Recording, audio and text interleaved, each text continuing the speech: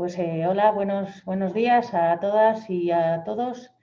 Soy Rosa Eva y en nombre de la Comisión de Integración y en representación en este caso del Ayuntamiento de Burgos, daros la bienvenida y agradeceros vuestra participación en este webinar, Necesidades de las personas nacionales de terceros países, que surge fruto de un trabajo de investigación realizado por nuestra invitada de hoy, Isabel González, a quien agradecemos enormemente su presencia aquí hoy entre nosotros, ¿no?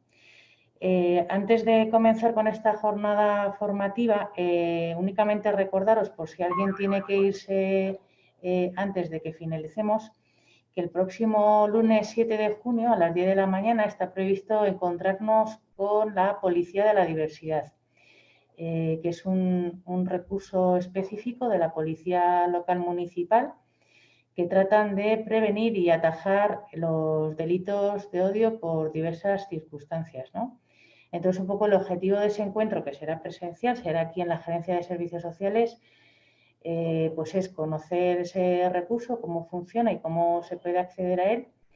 Y este par de policías están muy interesados en conocer y contactar con representantes de las distintas asociaciones que trabajáis con población de otras nacionalidades y sobre todo con referentes de asociaciones que representáis a distintas nacionalidades, ¿no? Pues para en un momento dado poder contar con vosotros como apoyo y como recurso, pues cuando se den las circunstancias, ¿vale? Entonces, sí que os agradecemos en nombre de la comisión que por favor hagáis el esfuerzo de acompañarnos el lunes 7 de junio, porque de verdad que son en este caso, dos compañeros míos municipales que de verdad creen en su trabajo, en otra manera de hacer las cosas y están muy interesados en hacerlo lo mejor posible y en ser un recurso de apoyo en la ciudad. No me entretengo más. Olga, te paso la palabra para que nos presentes más en profundidad a Isabel y el trabajo del que hoy nos viene a hablar. Y muchísimas gracias de nuevo. Gracias, Rosa Eva. Bueno, pues nada, también en nombre de Acceden daros la bienvenida a todos los participantes de este webinario. Según la hoja de inscripción, están pendientes de que se incorporen otros 4 compañeros de diversas entidades, entonces les iremos dando paso en la medida que se vayan incorporando. Sin más dilación, vamos a presentar a Isabel González Mahé. Agradecerte muchísimo, Isabel, este esfuerzo y que puedas estar compartiendo con nosotros aquí este espacio de formación y de aprendizaje para todas las personas que vamos a participar en él. Isabel González Mahé es psicóloga por la Universidad Autónoma de Madrid, está especializada en psicología social. Es la persona que ha coordinado el estudio sobre las necesidades de la población inmigrante en España, tendencias y retos para la inclusión social. Isabel tiene una amplia trayectoria laboral en el campo de las migraciones. Ella se ha especializado en la gestión de competencias, ha sido la referente del Observatorio de Inmigración de nuestra ONG, de ACCEN, y actualmente es la coordinadora del eje de sistemas y evaluación de la entidad. Isabel, te damos la palabra. A ver, que estaba muteada. Muchísimas gracias. Bueno, pues es un placer compartir con vosotras y con vosotros este espacio. Es muy grato estar siempre en contacto directo con las personas y entidades que intervienen directamente con las personas de origen extranjero, en este caso. Y es un placer también por permitirme hacer difusión, dar difusión de los resultados de un estudio que bueno, pues nos ha parecido desde el inicio muy necesario. Entonces, bueno, no me entretengo más, que hay mucho contenido y bueno, pues vamos a aprovechar el tiempo. Vamos a compartir pantalla. Entiendo que se estará viendo, ¿no? Sí, se ve. Muy bien, perfecto. Bueno, pues... Solamente una puntualización. Aquellos compañeros que queréis participar o que queráis hacer algún tipo de consulta, a través del chat podéis ir formalizando vuestras reflexiones y a lo largo del webinario, probablemente al final, era como lo habíamos estructurado, intentaremos que haya un espacio de debate para que entre todos nos podamos enriquecer, ¿vale? Eso es. Bueno, he hecho una primera diapositiva un poco por situarnos, ver los temas que vamos a tocar. Primero, sí que creo que es necesario hacer una pequeña introducción de cuál ha sido la metodología de la investigación y cuáles han sido las fuentes de información. Una contextualización sobre la situación de la población inmigrante en España y cuáles han sido, pues, los efectos de la pandemia.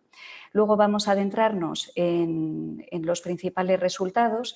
Sí que era importante en el estudio de investigación tanto recoger datos para identificar cuáles eran las necesidades en los distintos ámbitos de la población de origen extranjero, pero también indicar cuáles podían ser los retos a futuro. Con este proyecto de investigación queremos ir también un poco más allá y poder señalar cuáles son las posibles vías de actuación a futuro. Y como bien decía Olga, sí que creo que es importante poder dejar un ratito de reflexión al final, por supuesto, para resolver todas las dudas que haya podido surgir a lo largo de la presentación, y luego pues tenemos la oportunidad de compartir este espacio, personas que tenéis información de primera mano y sobre las necesidades de la población extranjera, y a lo mejor pues puede ser un buen momento para poder hacer un pequeño debate. Bueno, para los que no conozcan ACCEM, somos una entidad de ámbito nacional.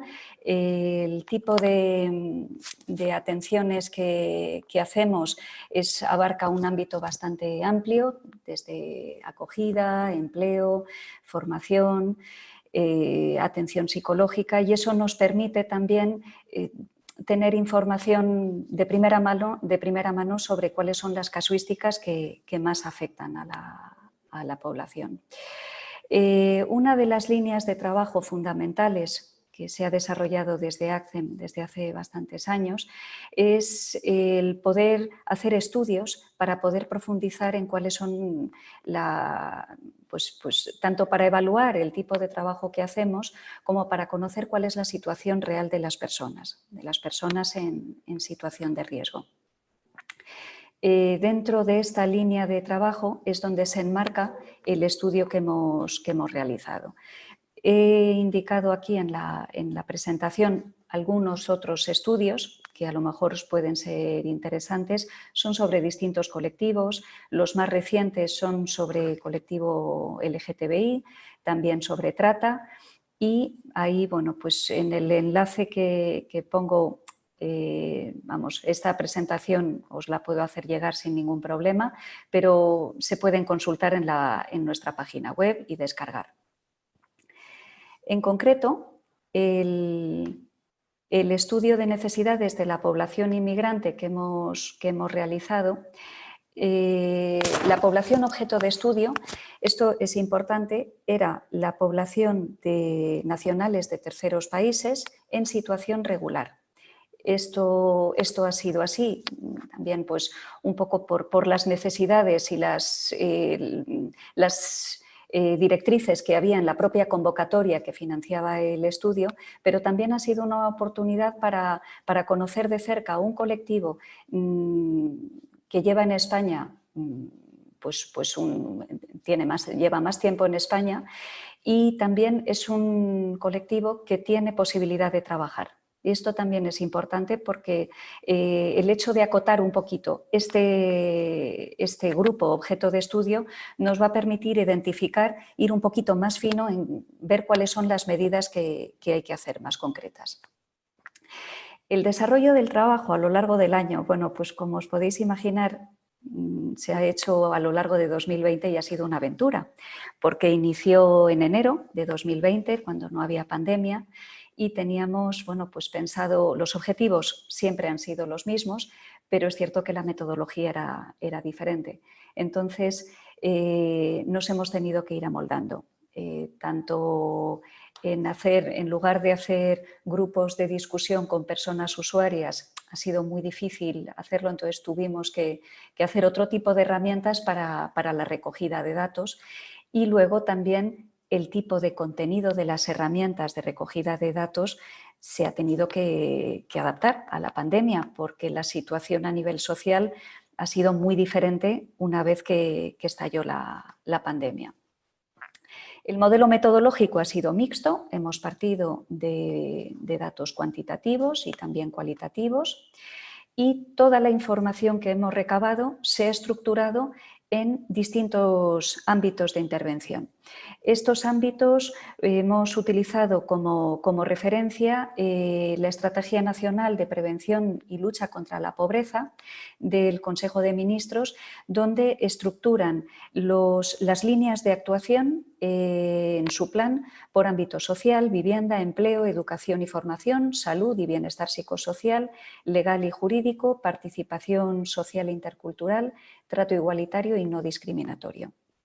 Entonces, hemos partido también de ese esquema porque, bueno, pues con toda la información que teníamos era necesario pues, organizarlo, categorizarlo. Fuentes de información.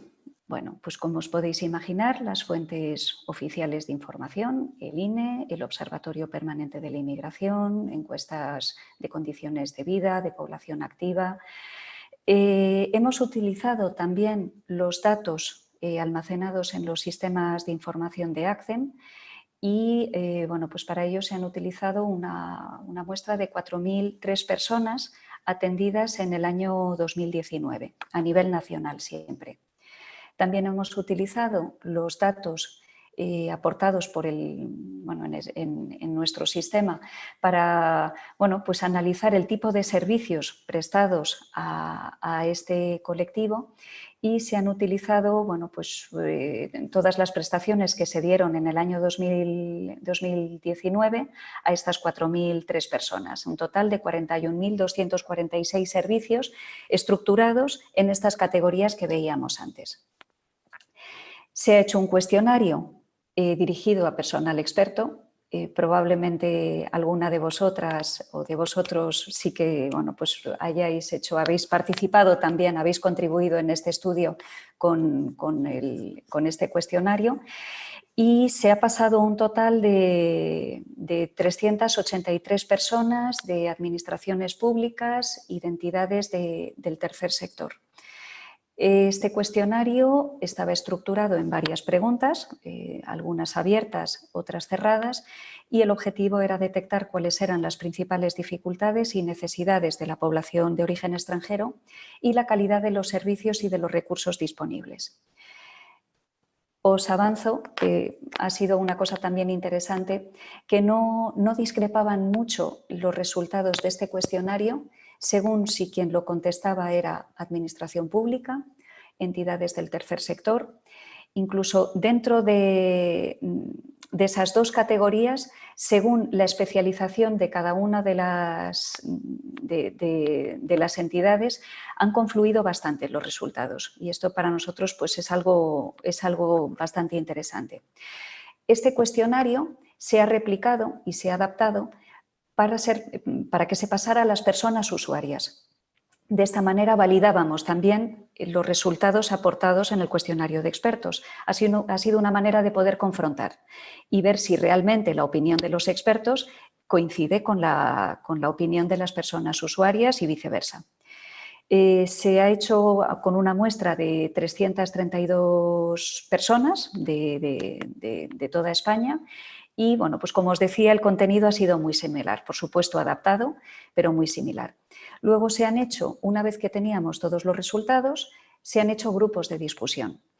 Grupos de discusión sobre el ámbito sociolaboral, sobre acceso a derechos, participación comunitaria e inclusión social.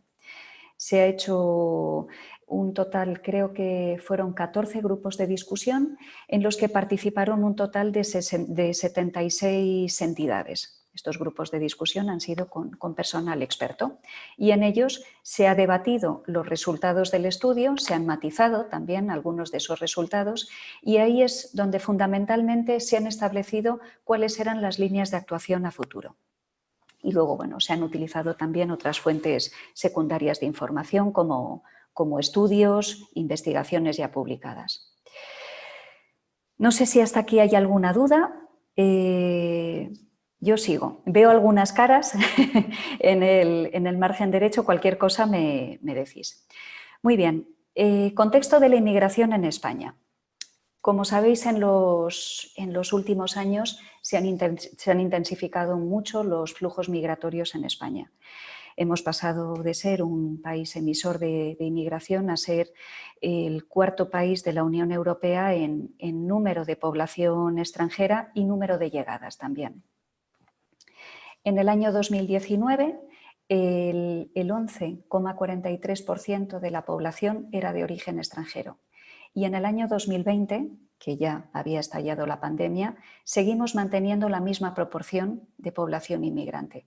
Esto es importante porque el número de llegadas se ha reducido mucho, se han cerrado las fronteras, entonces las nuevas llegadas pues eso, se han reducido mucho y sin embargo la proporción sigue siendo pues muy relevante. Bueno, este es un gráfico donde vemos un poco cuál ha sido la evolución de la población española. Esto se ha repetido en muchas provincias. Veremos que también en el caso de Burgos, que a partir del año de los últimos años sí que se ha incrementado un poco la población española. Y esto viene dado fundamentalmente por el incremento de la población de origen extranjero. Entonces, bueno, pues nuestro país es un país donde, bueno, pues que poco a poco se está envejeciendo, que también ha ido reduciendo el número de las cifras de población y esa bajada se está equilibrando gracias a la llegada de población extranjera. En el caso de la provincia de Burgos, esto es muy claro. Bueno, según los datos del año 2020, el 31%, más del 31% de la población estaba formada por personas mayores de 65 años. En la última década, pues bueno, se ha producido este fenómeno de envejecimiento y un incremento pues cada vez mayor de la población de mayores. Paralelamente, hemos visto desde el año 2012 una disminución paulatina de la población general. Sin embargo, desde el año 2020 sí que ha habido un incremento. Es un incremento discreto, pero bueno, ha habido un incremento que por primera vez desde el año 2012 se ha producido, un 0,19%. Y este crecimiento, como veíamos antes, se ha debido al incremento de la población extranjera. Sí, yo creo que se ve, estoy compartiendo pantalla, no sé si se ve a la derecha la imagen, porque bueno, yo veo que está entrecortada la presentación. A la derecha se ven las imágenes de las personas que participan. Sí. Está... Vale, no sé si a lo mejor, no sé, bueno, es que se ve un poquito entrecortado. Bueno, quizás lo que podemos hacer, si lo veis, lo puedo quitar del modo presentación para que veáis completa la diapositiva. Nosotros lo vemos bien, Isabel? De acuerdo, vale. Es que era eso, porque yo lo veo cortado y era para que vierais. Bueno, si no os importa, lo vemos de esta forma y así yo veo completa la presentación. Bueno, pues como os decía, sí que este pequeño incremento de la población en el último año se ha debido al aumento de la población de origen extranjero. Bueno, fundamentalmente tenemos pues, personas por nacionalidades. Tenemos la población rumana, que es la más significativa, seguido por la búlgara, marroquí, colombiana y la portuguesa. Isabel, perdona, ahora mismo no vemos nada en la pantalla, ¿eh? ¿No? No. Vale. Sí, sí. Lo están comentando las compañeras ahora vemos, compartimos. Vale. Ahora sí. ¿Ahora sí? Vale. Ahora sí. Muy bien, pues estábamos aquí. Muy bien. Bueno, ahora vamos un poco a la vulnerabilidad de la población inmigrante antes de la pandemia. Bueno, ya según los datos del indicador AROPE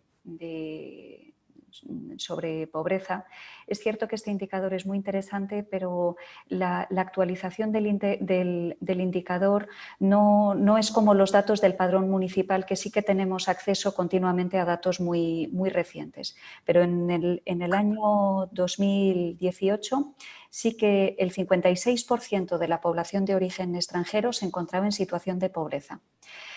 32,9 puntos porcentuales por encima de la población española. Y luego, como dato significativo, 1 de cada 6 personas extracomunitarias, extranjeras pero no comunitarias, sufren privación material severa frente a 1 de cada 27 personas españolas. Isabel, perdónanos, se ha quedado la pantalla fijada en la transparencia de la inmigración en la provincia de Burgos, cuando nos detallabas el envejecimiento de la población, la disminución de ¿Sí? población. Sí, y lo que Vale. he estado comentando posteriormente no lo hemos visualizado en imagen. No estáis... Vale. No, ahora mismo no estáis viendo que estoy pasando pantallas. No. Vale. Pues vamos a ver. Ahora estáis viendo que estoy volviendo a compartir, ¿no? Sí, pero da la sensación que se queda la imagen fija, que no te va a permitir pasar a la siguiente transparencia. Ahora ok, ahora está bien. Ahora ok, vale. Bueno, pues vamos a hacer una cosa, porque veo que esta es la única forma de que lo veáis bien y que nos permita pasar pantalla. Entonces, lo que voy a hacer, me voy a conectar desde el otro ordenador a la presentación, porque yo no la veo completa.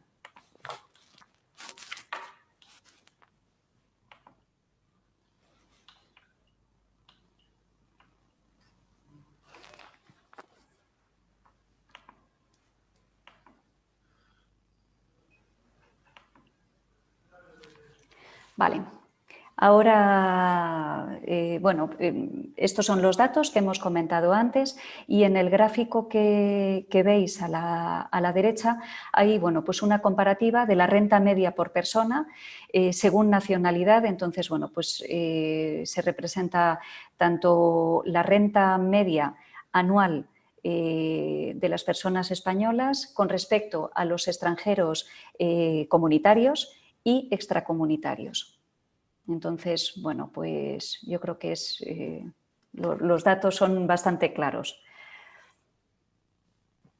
Muy bien. Antes de la pandemia, yo creo que es importante, ¿no?, el contextualizar un poco cuáles son las características de la población y las circunstancias de la población de origen extranjero. Lo primero es tener en cuenta las consecuencias del propio proceso migratorio que tienen las personas de origen extranjero. El viaje, los motivos que les llevan a abandonar sus países y el propio viaje de llegada a España trae una serie de consecuencias ligadas pues a ese proceso. Entonces, pues efectos psicológicos del propio duelo migratorio, deudas asociadas al viaje para haber venido a España, las responsabilidades económicas hacia su familia en origen. Muchas veces estamos hablando también de personas que son víctimas de explotación laboral y sexual, etc.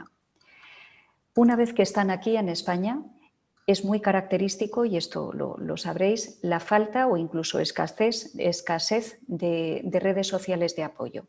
Tienen además muchas dificultades administrativas y a menudo un rechazo por parte de la sociedad de acogida. Luego dificultades como, bueno, pues como cada vez más personas también españolas, el desempleo, la precariedad laboral, pero en especial este colectivo por el tipo de sectores donde están empleados. Muy importante hacer hincapié en no olvidarnos del caso de la mujer inmigrante, que sufre una doble discriminación por ser mujer y por ser inmigrante, y que también tiene unas peores condiciones laborales por su rol de cuidadoras que en muchos casos se ven obligadas a compaginar el cuidado de sus hijos con una actividad laboral y con todas las consecuencias que esto acarrea. A veces, con suerte, lo pueden compaginar, otras veces no pueden desarrollar ninguna actividad laboral. Y esta falta de recursos económicos también tiene consecuencias de dificultades de acceso, por ejemplo, a una vivienda. La dificultad de acceder a una vivienda también puede traer consigo dificultades para empadronarse, acceder a una tarjeta sanitaria, etc. Como decíamos antes, la población extranjera sufre discriminación.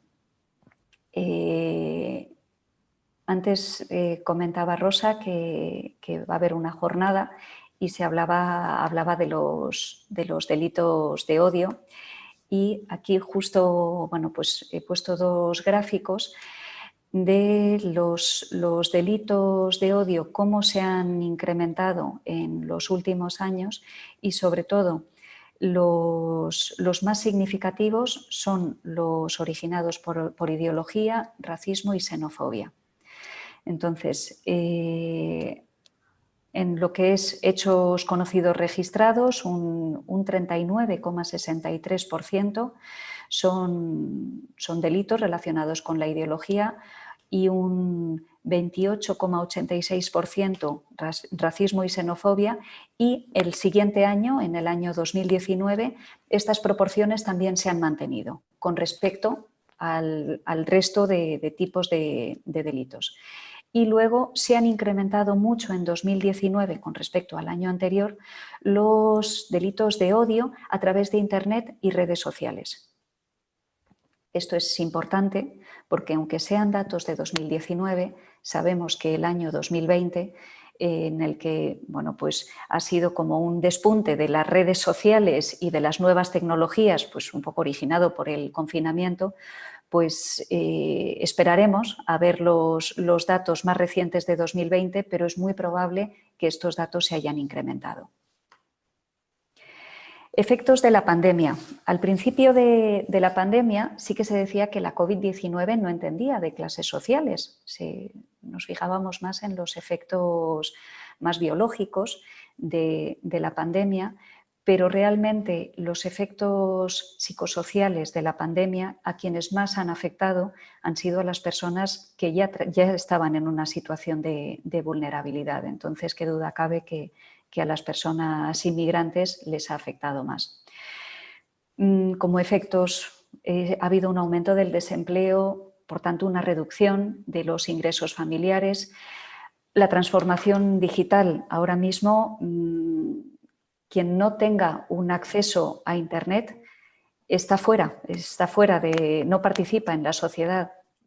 Y esto, bueno, pues también tiene consecuencias, ha tenido consecuencias en las modalidades educativas. Ahora mismo, pues, ha venido para quedarse. Es cierto que ahora estamos un poquito, bueno, pues se está remontando, y cada vez, pues, a nivel educativo sí que se está retomando el ritmo académico más o menos presencial según las edades, pero bueno, durante la pandemia esto ha sido clarísimo, las modalidades formativas también, laborales, el teletrabajo. Entonces, bueno, pues ha habido una transformación digital muy importante. Saturación de los servicios públicos. Por supuesto, en los servicios públicos de salud, pero también en el resto de servicios públicos ha habido un efecto muy importante. Incluso ha habido servicios públicos que en ciertos momentos de la pandemia sabéis que cerraron, y esto afectó directamente también a la población inmigrante, porque pues, en el caso de las personas solicitantes de asilo no pudieron solicitar asilo. La oficina de asilo estaba cerrada, muchas comisarías también dejaron de hacer ciertos trámites, la renovación de la tarjeta también, el empeoramiento del estado de salud física y mental, por supuesto, los efectos psicosociales que ha tenido el confinamiento, ha habido un aumento de la violencia doméstica y de género y se han incrementado las actitudes racistas y xenófobas. Y luego también sabemos que han surgido nuevas necesidades sociales y las que ya existían se han acentuado. Con respecto al desempleo, la tasa de desempleo se ha incrementado, especialmente en el caso de las mujeres, debido sobre todo al tipo de sectores en los que desarrollan su actividad y lo que decíamos antes, las dificultades para conciliar su actividad con el cuidado de sus hijos. En el gráfico se muestra una comparativa de los dos últimos años, 2019 y 2020, y la tasa de desempleo, en primer lugar, la diferencia entre hombres, o sea, la diferencia entre el desempleo de los españoles en el año 2019-2020, vemos que es mucho más acuciado en el caso de las personas extranjeras y aún más en el caso de las personas extracomunitarias. Y luego una comparativa podemos ver entre los hombres y las mujeres extracomunitarias. Los sectores que más se han visto afectados por la pandemia pues son precisamente los sectores en los que se empleaba la población inmigrante, es decir, pues la hostelería, el sector de los servicios, la ayuda a domicilio, el servicio doméstico, el sector agrario. Además, es importante tener en cuenta el mayor riesgo al que se ha expuesto la población extranjera. Muchos y muchas desarrollan trabajos esenciales y este tipo de trabajos no se han podido hacer desde el domicilio.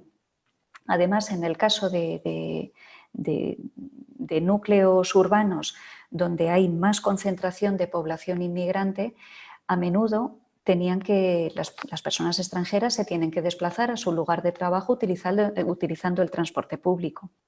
Y esto también incrementa las probabilidades de contagio. Como decíamos, muchos trámites se han visto en el año 2020, incluso ahora también lo seguimos arrastrando, se han o bien bloqueado, se han dejado de hacer, o bien se han reducido, o sea, han avanzado mucho más lento. Y esto es fundamental para el caso de esta población porque su situación laboral depende de su situación administrativa también. Entonces, personas que no hayan podido renovar su permiso de trabajo y residencia, luego han tenido aún más dificultades para poderse emplear. Algunos datos de desempleo. Estos son datos de la encuesta de población activa, son datos los más recientes, los he recuperado ayer mismo. Por nacionalidad, la ocupación baja también en 66.400 personas entre los españoles y 71.100 personas entre las personas extranjeras. También la tasa de paro es mayor en el caso de la población extranjera. Vemos que es 12 puntos, casi 12 puntos porcentuales mayor. Y el número de activos, de población activa, también ha disminuido con respecto al año anterior, pero sobre todo en el caso de la población de origen extranjero. Principales obstáculos que se producen a la hora de acceder a un empleo. Estos son resultados del estudio según el cuestionario pasado a personal experto. Entonces, para las personas expertas, el principal obstáculo con el que se encuentran los inmigrantes es la dificultad de acceder a empleos cualificados. Muy relacionado con esto, el 17% considera que la mayor dificultad es la homologación de títulos. Esto está directamente relacionado con lo que decíamos antes del acceso a empleos cualificados. Y el 18,50% indica que el principal problema es que los empleos a menudo son empleos precarios y que incluso a veces no respetan la legalidad. También está muy relacionado con empleos poco cualificados. Luego también, con un porcentaje más bajo, la falta de competencia digital y de uso de nuevas tecnologías es uno de los hándicaps a la hora de poder acceder a un trabajo. Dificultad de acceso a formación ocupacional, que además ahora mismo si pasáramos este cuestionario probablemente sea el porcentaje sea mayor, porque también en la formación ocupacional ahora mismo se ha reducido mucho por los efectos de la pandemia.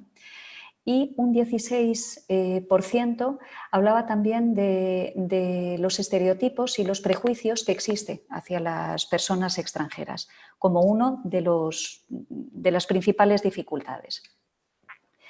Esto si atendemos a cuáles han sido las respuestas que han dado las personas usuarias sobre la homologación de sus títulos, vemos que el 47,67% no tiene sus estudios homologados, seguidos de un 23,4% que no tiene estudios, un 12,31% sí que ha iniciado los trámites de homologación, pero aún no los han terminado, y un 12% no ha iniciado los trámites. Entonces, esto yo creo que corrobora también o completa esa visión que nos proporcionaban las entidades que tienen contacto tanto con empleadores como con la población extranjera para identificar como la falta de cualificación uno de los principales problemas. Y en el gráfico de abajo, este gráfico representa una comparativa entre las respuestas que nos dieron personas expertas y personas inmigrantes sobre la percepción que tenían de las situaciones de discriminación en el empleo. Esto es interesante porque sí que cada vez que hemos preguntado por distintos temas, en distintos ámbitos, vivienda, salud, empleo, y cómo valoraban las personas inmigrantes si estaban siendo o no discriminadas, tenían una tendencia a ver menos la discriminación que la que veían las personas expertas. Perciben como menos discriminatorios ciertas conductas. Sin embargo, en este caso, que es en color un poquito burdeos, son las respuestas de las personas usuarias, sí que un 26% indica que, un 41%, más de un 41%, considera que son un poco discriminatorias. O sea, en el ámbito del empleo sufren un poco la discriminación. Un 26% considera que hay bastante discriminación y solo un 6,5% muy discriminatoria. En el caso del personal experto sí que vemos que el gráfico se va mucho más, los valores más altos se van más a la izquierda.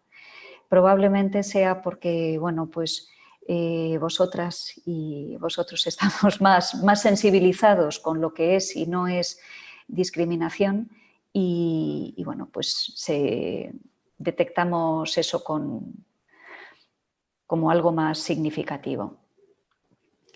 Y luego este último gráfico que aparece es un poco para la valoración de los recursos de formación, que sí que el personal experto comentaba en la respuesta al cuestionario que hay escasez de recursos de formación.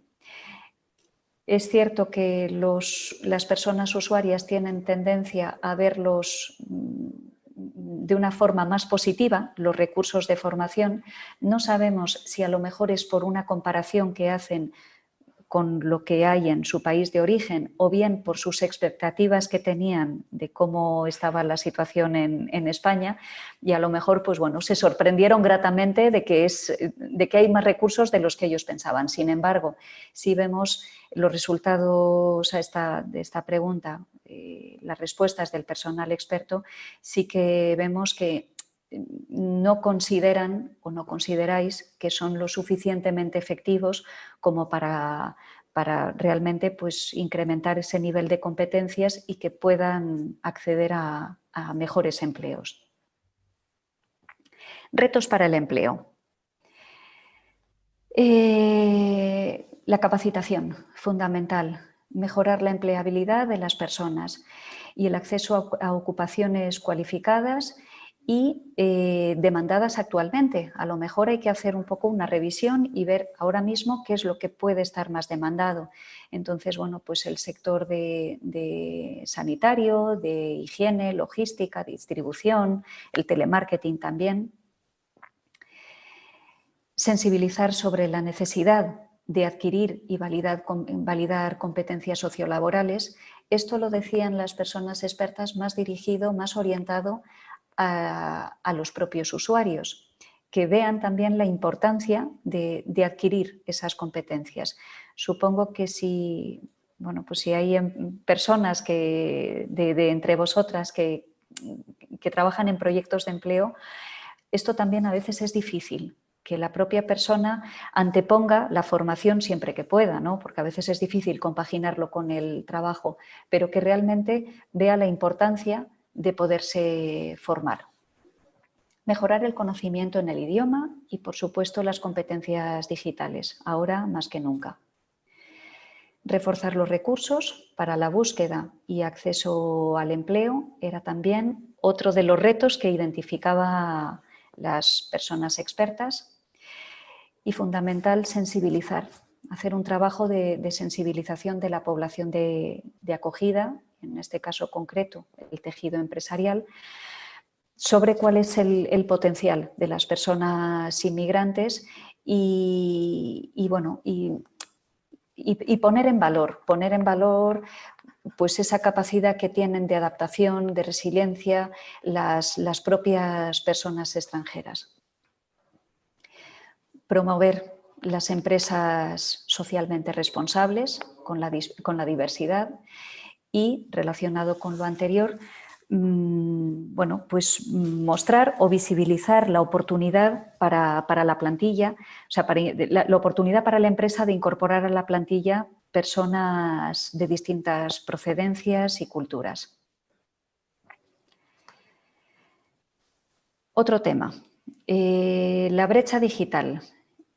Bueno, como decíamos, ya existía una brecha digital, importantes diferencias entre la población autóctona y la extranjera. Hay un estudio, pues lo encontraréis también en la página web de ACCEM. Ha habido varios estudios sobre brechas digitales, algunos más enfocados a menores, otros más a mujeres y algunos más generales sobre población inmigrante. Y en estos estudios se coincide en que las brechas digitales afectan tanto al proceso de integración social en España y, pues, por supuesto, el empleo, cosas más concretas como el empleo, el acceder a formación, a la educación también de los menores y las menores, pero también puede condicionar al propio desarrollo personal y social de las personas, originando también sentimientos de no pertenencia y de exclusión social. Ahora mismo contar con medios técnicos y con competencias digitales es algo vital. No es que sea algo necesario, es que sin ello no se puede, no podemos comunicar. Ahora mismo no podríamos haber hecho esta formación, o hubiese sido mucho más complicado. Muchas personas no podrían trabajar, seguir el curso escolar. Ya veremos también los datos más recientes sobre fracaso escolar como uno de los efectos de la pandemia, porque ha habido muchas familias inmigrantes que no han podido dar a sus hijos los medios para que pudieran seguir con el desarrollo del curso escolar. Y lo que decíamos antes también, las gestiones administrativas, etc. La situación económica es la principal dificultad para poder acceder a un equipamiento tecnológico. Esto también es muy importante porque, bueno, pues una tablet, un ordenador, muchas personas sin recursos no pueden disponer ni de un ordenador en sus casas. Y bueno, ya ni decir tiene tener un ordenador para cada uno, 2 ordenadores en la familia o uno para cada uno de los hijos que tenga que seguir las clases. No solamente es el ordenador, sino una conectividad, poder tener internet en sus casas y con una conexión adecuada para poder seguir una clase online, por ejemplo.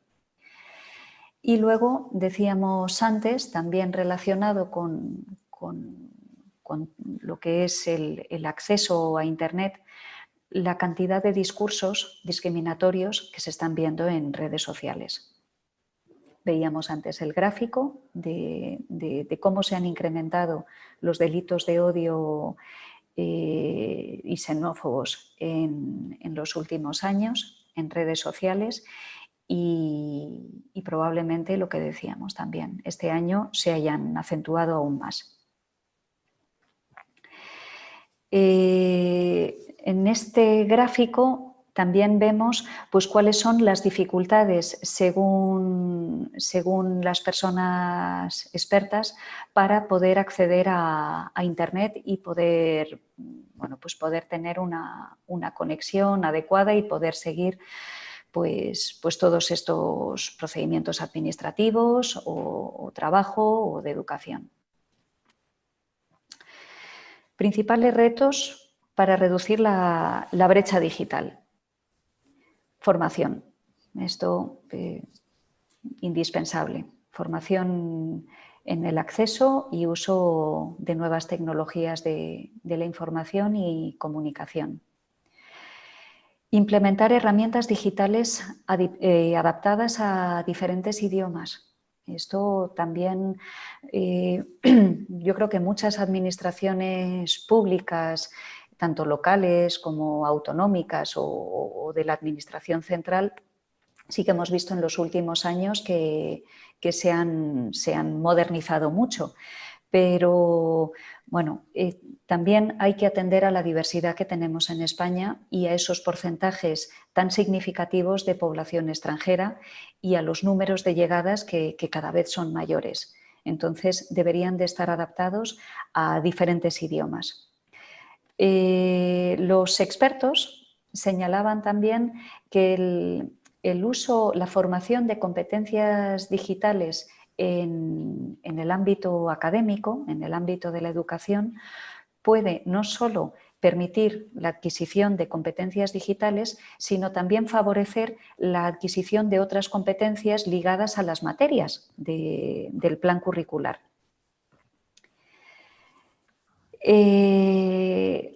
Sí que, y en esto han coincidido muchos expertos, poder incorporar en los proyectos y en los programas que desarrollamos de intervención con población inmigrante, poder incluir ayudas económicas para la cobertura de gastos de Internet o de material tecnológico para que las personas puedan puedan participar en la sociedad de una forma normal. Esto sí que en este último año sí que ha habido un esfuerzo por parte de algunas administraciones de intentar crear este tipo de ayudas, pero bueno, pues como decíamos, la transformación digital ha venido para quedarse y no es suficiente que se hayan incrementado estas ayudas o que hayan existido este tipo de ayudas en el año 2020 y que ahora se retiren. Entonces, es una de las cosas que es muy importante también. Acciones de empoderamiento tecnológico, especialmente dirigido a mujeres y niñas. Esto, uno de los resultados del cuestionario pasado a personas usuarias era también el que muchas personas se sentían con mucha dificultad para poder recibir este tipo de formación.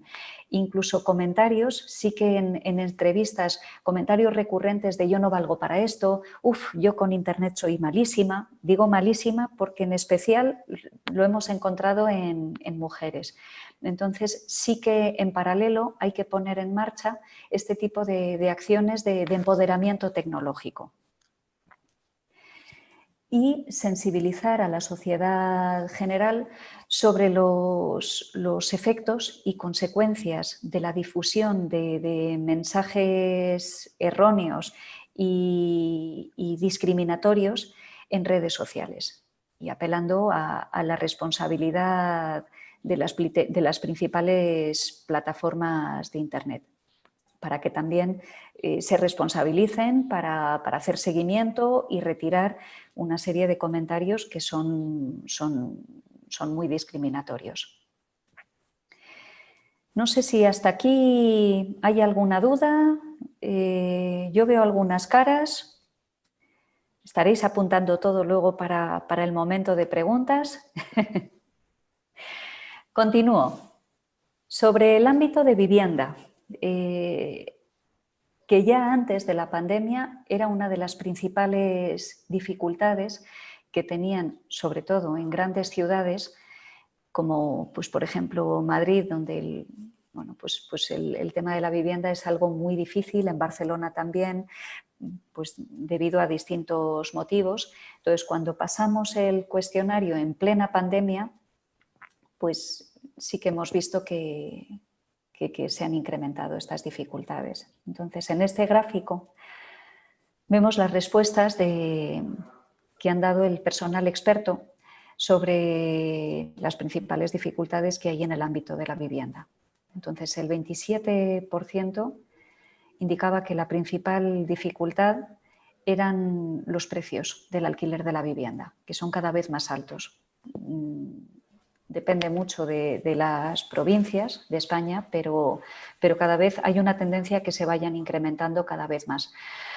Y también recordar que este cuestionario ha sido pasado en todas las provincias de España. O sea, hemos tomado una muestra, no solamente ha sido contestado por personal de entidades que desarrollan su actividad en Madrid o Barcelona. Luego, el segundo obstáculo en importancia de respuestas son las exigencias por parte de la parte arrendadora, es decir, los avales, las fianzas, pues mensualidades a las agencias y bueno, pues se llega a convertir en algo imposible el poder acceder a una vivienda digna. Luego ya seguimos el casi 16%, el 15,9%, considera que una de las mayores dificultades es la dificultad para hacer frente a los gastos ligados a la vivienda, los gastos de electricidad, de agua. Un 14,9% indica que hay poca o nula oferta de vivienda pública o social, incluso también privada. Es a veces escasa. Y luego, pues malas condiciones de habitabilidad. Esto también está bastante relacionado con la dificultad de poder acceder a una vivienda por el precio tan elevado. Entonces, a menudo se ven abocados y abocadas a tener viviendas con peores condiciones. Si vemos este gráfico, aquí tenemos el porcentaje de personas según el régimen de tenencia de su vivienda. Entonces vemos que hay una diferencia entre las personas españolas, extranjeras y extranjeras no comunitarias que tienen vivienda en propiedad, que acceden a un alquiler a precio de mercado, y los que tienen viviendas a un precio inferior al establecido por el mercado. Entonces, bueno, pues una vez más vemos que las personas más afectadas y con mayores necesidades de vivienda y de planes específicos para atender a estas necesidades de vivienda son las personas extracomunitarias. Y vemos la misma tendencia si atendemos a los porcentajes de las condiciones de la vivienda y los gastos asociados a la vivienda. Estos datos del gráfico son datos aportados por el INE en la encuesta de condiciones de vida. Como os decía, en el estudio se han utilizado distintas fuentes, entonces por eso en la presentación voy haciendo saltos de resultados de un estudio, de estadísticas oficiales, de las respuestas que han dado personas expertas en los cuestionarios o de los propios usuarios, por supuesto. Trato discriminatorio en la vivienda. Aunque Viendo cuáles eran las primeras dificultades para acceder a la vivienda, el foco se ha puesto más o lo han visto más acuciado tanto las personas expertas como los usuarios en el precio de la vivienda y las dificultades de poder pagarse un alquiler. Sí que hemos hecho una pregunta específica en ambos cuestionarios, más de una pregunta. Ha habido 2 preguntas para ver pues, si había o no discriminación a la hora de acceder a una vivienda. Bueno, en el caso del personal experto, el 51%, más de la mitad, considera que hay bastante discriminación por parte de los propietarios a la hora de alquilar una vivienda a inmigrantes. Y un 43% considera que muy discriminatorio. En el caso de las personas usuarias, como decíamos antes, tienen más tendencia a ver la discriminación, a no verla o a verla de forma más atenuada.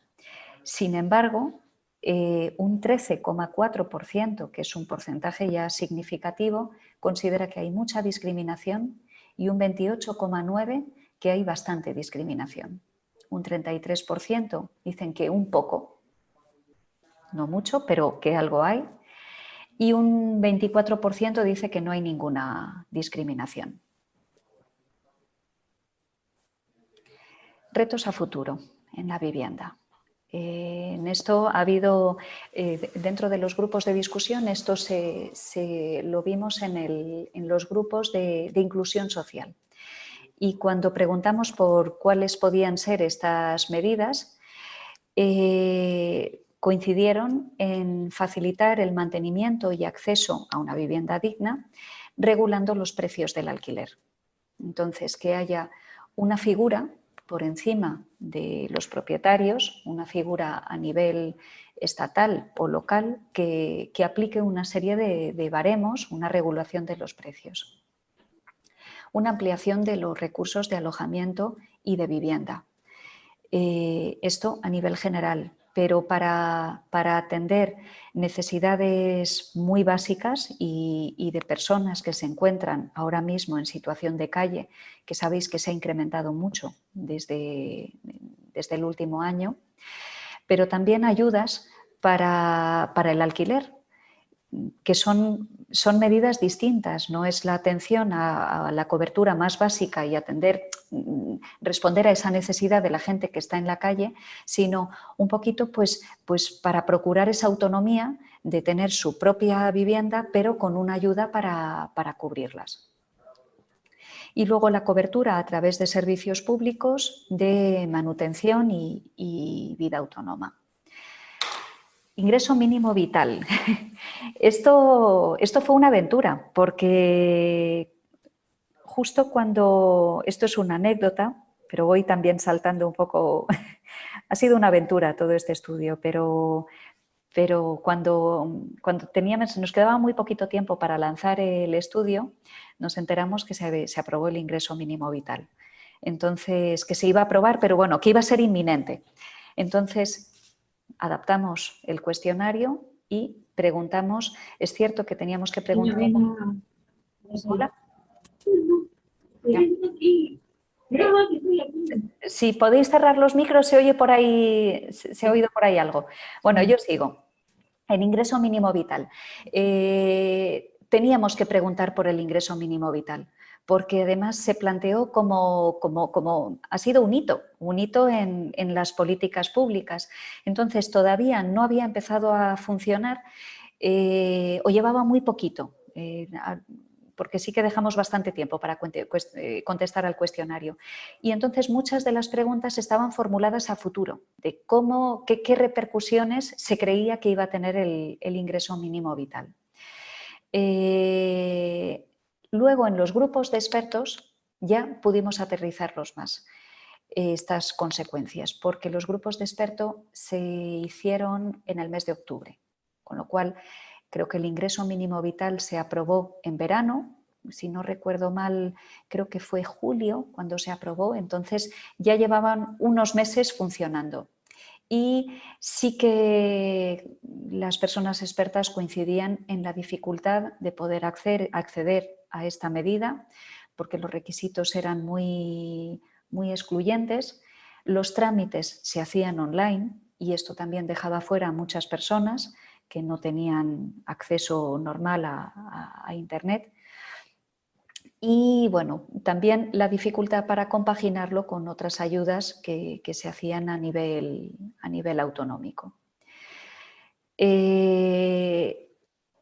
Coincidían en que es una medida que hay que consolidar y que debería de agilizarse los trámites para poder acceder a esta medida, simplificar los procedimientos de solicitud y gestión y flexibilizar los requisitos de acceso. Esto, para próximas investigaciones, quizás también deberíamos de profundizar un poco más. Y cómo se está gestionando esto a nivel pues, más local y cómo se compagina con otras ayudas. Con respecto a los servicios públicos, y con esto ya nos vamos acercando al final de la presentación. Es necesario reforzar los servicios de vivienda, de empleo, de salud física y mental. Esto es muy importante porque los servicios de salud mental siempre han sido bastante escasos y no han atendido a todas las necesidades. Además, las personas extranjeras a menudo se encuentran en un limbo y no os digo las personas que están en situación irregular, que son las que tienen mayores situaciones de vulnerabilidad, que son muchas veces perfiles de calle y el perfil de calle acarrea pues un tipo de consecuencias a nivel psicológico importantes y no hay una cobertura suficiente. Además, en el último año esto es cada vez más necesario, porque cada vez hay más necesidades a nivel psicológico de poder acceder a un tipo de tratamiento y de terapia. Contar con personal en las administraciones, personal formado en materia de migración, que conozcan los derechos, la documentación. Esto vosotras lo sabréis, que a menudo no conocen, no saben lo que son las distintas documentaciones y lo que se puede hacer con ellas y a los recursos a los que se puede acceder. Estos porcentajes es un poco que veis en pantalla, son las respuestas que daban el personal experto. Entonces, el propio personal experto, y en muchos casos han sido las propias administraciones públicas que decían: necesitamos formación sobre cuáles son los recursos a los que puede acceder una persona extranjera, sobre diversidad cultural, y esto en el ámbito sanitario y en concreto en el caso de la mujer inmigrante es fundamental, porque hay que atender a esa diversidad y que no es lo mismo una atención, ir al traumatólogo, que ir al ginecólogo, y no es lo mismo para una persona española, para una mujer española, que para una mujer marroquí, por ejemplo. Reforzar los servicios de traducción e interpretación. Esto también lo han dicho las propias administraciones públicas, que muchas de ellas en los grupos de discusión, es curioso, muchas desconocían el servicio telefónico de traducción. Ni ellos conocían que existía esto, un poco para facilitar esa intervención a nivel sanitario. Pongo un ejemplo a nivel sanitario, pero esto se generaliza en todos los servicios públicos. Y el propio personal experto también decía la importancia de no solo personal experto de servicios sociales y servicios sanitarios, decían que a menudo hay una dificultad de entendimiento, pero no solo a nivel de idioma, sino a nivel cultural. Decían, no sé, frases así como muy coloquiales, pero decían: es que no les entiendo, no entiendo, y hablan un castellano perfecto, pero no sé qué es lo que quieren. Entonces, a veces vienen acompañados de alguna otra persona, de alguna entidad, y ayuda mucho. Ahí sí que lo voy entendiendo. Entonces, eso también es una de las medidas que hay que tener en cuenta. Una coordinación efectiva y eficiente entre los distintos agentes, ya sean públicos como entidades, que haya una coordinación muy estrecha. La mediación como herramienta para la integración. Esto un poco viene ligado a lo que decíamos antes, que algunos expertos señalaban eso, el que facilita mucho, el que acompañe a la persona usuaria otra persona de una entidad. Entonces, la importancia de la mediación como un puente entre esas dos partes para facilitar el entendimiento y el acceso, al fin y al cabo, a recursos y la cobertura de las necesidades.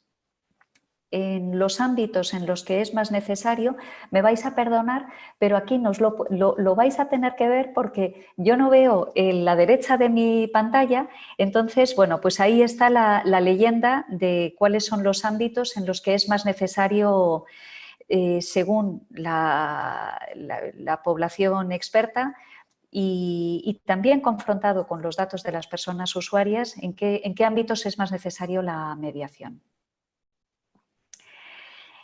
Y como medidas para promover la inclusión en la sociedad, esto es así como un poco a nivel más global, fomentar discursos alternativos al xenófobo y, bueno, como decíamos antes, poner en valor a las personas inmigrantes y bueno, pues centrarse en las fortalezas y en la aportación que tienen las personas inmigrantes en cualquiera de los ámbitos de la sociedad. Por otra parte, empoderar a las personas extranjeras y formarlas en lo que es y lo que no es discriminatorio, porque sufren mucha discriminación y a menudo lo normalizan, lo naturalizan y consideran que eso es algo muy, bueno, pues que es lo normal. Y es importante que también pues estén sensibilizados y que ante ciertas situaciones, que las hay muy sangrantes, que puedan recurrir a los recursos disponibles para estar asesorados y saber cuáles son las medidas que pueden tomar. Promover la participación social para reforzar su sentimiento de pertenencia. Esto también es importante porque la integración, la inclusión, hay que entenderla como un proceso bidireccional en el que no solamente es la sociedad de acogida quienes aceptan o incluyen en la sociedad a las personas extranjeras, sino también que la propia persona extranjera sienta que forma parte de la sociedad, que no se excluya.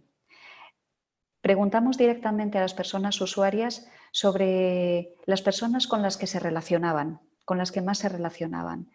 Y la mayor parte se relaciona con iguales, con personas de su misma procedencia o de una procedencia similar. No se relacionan con personas autóctonas, o poco, o solamente en el ámbito del empleo, que es un poco como a la fuerza. Y cuando preguntábamos por el sentimiento que tenían de pertenencia en la sociedad de acogida, a pesar de que valoraban un 60,6% ha valorado como positivamente su proceso en la sociedad de acogida, el 45% considera que pertenece poco o muy poco o en absoluto a la sociedad española. Y esto es importante. Entonces, es necesario también el crear esos espacios de confluencia entre las dos partes para que no sean dos partes, para que, pues que realmente se forme una única sociedad. Y luego, el que haya un paraguas al que acogernos, donde esté regulado las situaciones donde se regule la igualdad de trato y no discriminación. Entonces, la necesidad de que se aprobara, que ya en eso hemos avanzado, pero en su momento pues todavía no había ninguna ley aprobada, entonces la necesidad de que se aprobara una ley de igualdad de trato y no discriminación era muy recurrente en los grupos de discusión. Y pues en concreto algunas medidas para la mujer inmigrante, estrategias específicas para mejorar su acceso al mercado laboral y formativo, aplicar medidas de conciliación laboral y de formación y también intentar que, que haya un cambio en la visibilidad que se tiene de la mujer inmigrante que, como decíamos, pues que a menudo pues sufre esa doble discriminación. Y incorporar la perspectiva de género en cada una de las actuaciones que se desarrollen en los distintos proyectos y programas. Y con esto me he comido un poquito el tiempo para el turno de preguntas y de comentarios, pero voy a cortar ya la presentación y así dejamos ese espacio. Muchísimas gracias y doy paso, no sé si a lo largo de esta presentación, que sé que siendo online siempre se hace un poquito más densa, pero no sé si ha habido dudas o si queréis comentar algo.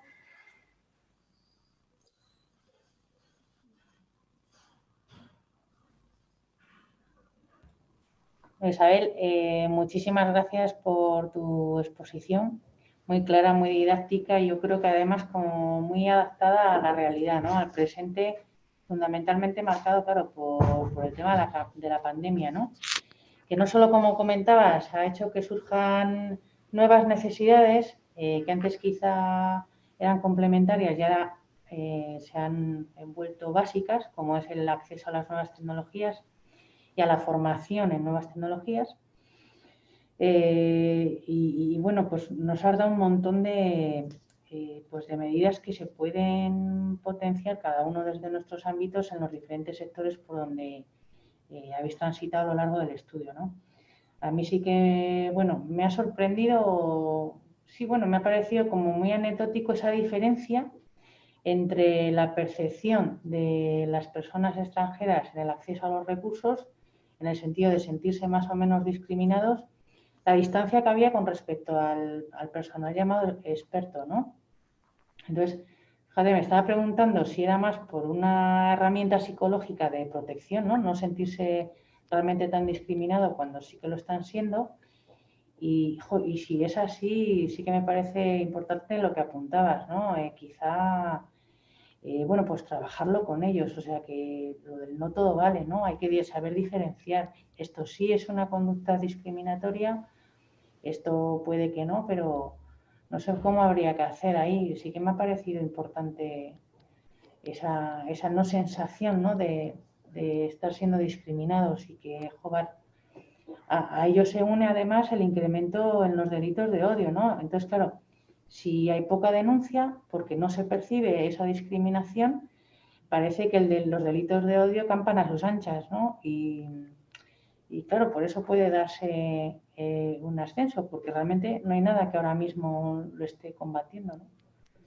Así que me ha parecido una de las cuestiones quizá más preocupantes, sí. Exactamente. Además, nos ha llamado mucho la atención porque en muchas cosas sí que la opinión era similar. Aunque haya una tendencia más positiva a valorar, por ejemplo, los recursos disponibles, la percepción de la población extranjera con respecto a la percepción que tienen expertos, pero sí que en el ámbito de la discriminación y yo creo que también a lo mejor está relacionado, es muy importante también ese sentimiento de pertenencia que no tienen, que no se ven que forman parte de la sociedad. Pero en lo que dices, en la parte de la discriminación nos llamó la atención y era algo que se ha ido repitiendo en cada uno de los ámbitos. La percepción que tenían de la discriminación que sufren o no sufren en el empleo, en la vivienda, en el acceso a servicios públicos era recurrente. Y de hecho sí que nos pareció importante poder profundizar en una futura investigación en esto, poner un poquito el foco en las conductas discriminatorias, porque sí que al ser una investigación esta muy amplia, donde hemos tocado distintos ámbitos, no hemos podido profundizar todo lo que queríamos en ciertas cuestiones, pero yo creo que como segunda parte a esta investigación deberíamos de profundizar en este tema.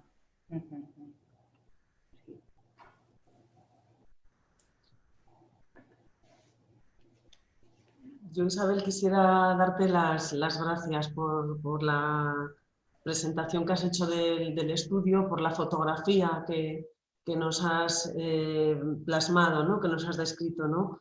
Como en la primera parte del estudio dejas patente bueno, pues que la pandemia, la COVID-19, ha incrementado las desigualdades sociales y como de alguna forma esto ha supuesto una erosión en los derechos de las personas solicitantes de protección internacional, migrantes, refugiadas, que son nuestro colectivo Diana. Como de alguna forma también la desigualdad es un virus social que ha obstaculizado de manera importante los procesos vitales de las personas migrantes en nuestra sociedad y sobre todo este estudio lo que nos da es una hoja de ruta para empezar a trabajar todos esos retos que nos han ido plasmando, todas esas áreas de mejora en los servicios sociales públicos, todas las medidas, ¿no?, que tenemos que promover para favorecer la inclusión social y para trabajar para que la igualdad de género sea real y efectiva, ¿no?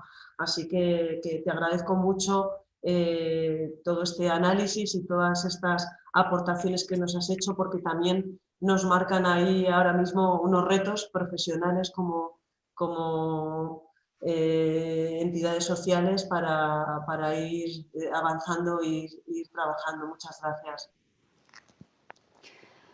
Gracias a vosotras. Bueno, en primer lugar por estar aquí y participar en este espacio.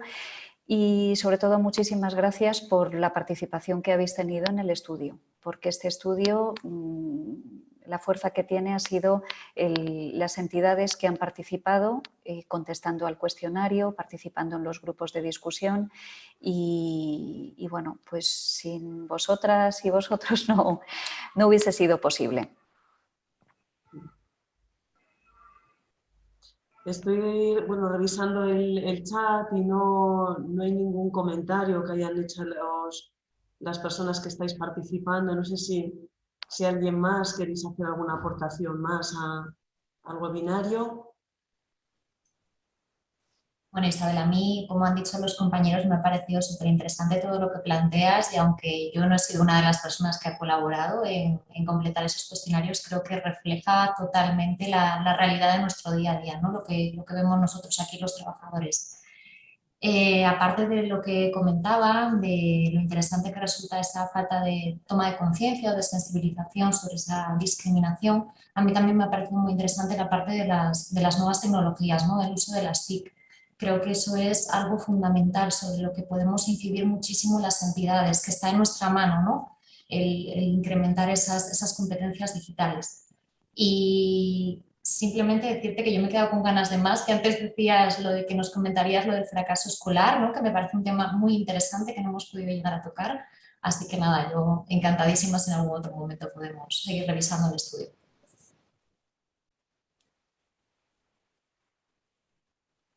Sabéis que tenéis, vamos, está disponible en la página web.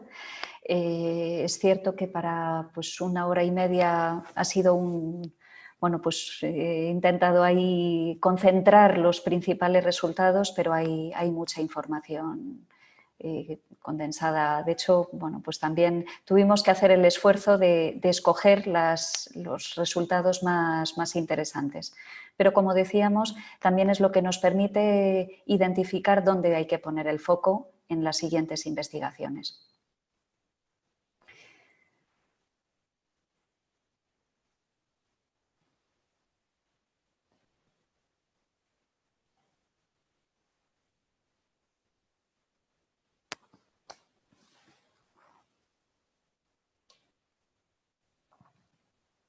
Estás muteada, Olga.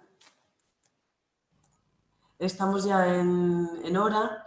Si no queréis hacer ninguna aportación más, pues si os parece bien, damos por finalizado esta jornada online y nada, que tengáis un feliz día y nada, seguiremos avanzando y seguiremos trabajando en todos estos retos que nos quedan por delante. Muy bien, pues muchísimas gracias. Cualquier duda que tengáis me podéis contactar. Mi correo electrónico es igonzalezm@accen.es igonzalezm y bueno, pues estaré encantada de poderos atender en lo que necesitéis. Y muchas gracias por haber hecho un huequito en vuestras agendas que sé que ahora que no es fácil, no es fácil hacer este web con el teletrabajo compaginado con el trabajo presencial.